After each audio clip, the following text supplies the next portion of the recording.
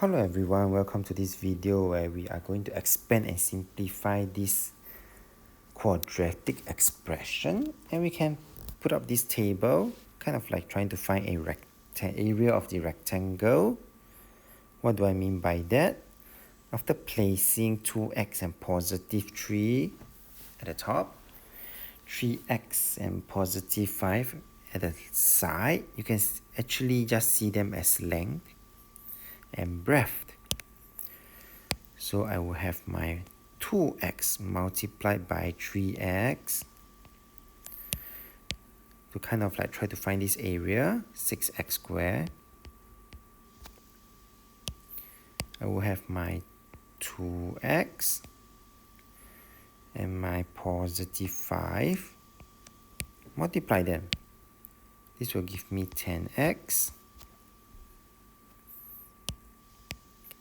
This is positive 3.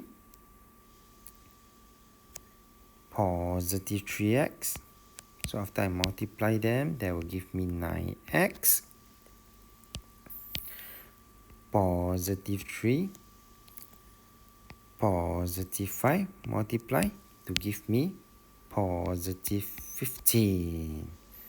So the total area would then be 6x squared positive 10x positive 9x positive 15, and continue to simplify. I have my 6x squared, that's the only x squared term, and I do see a 10x and a 9x. This will give me positive 19x.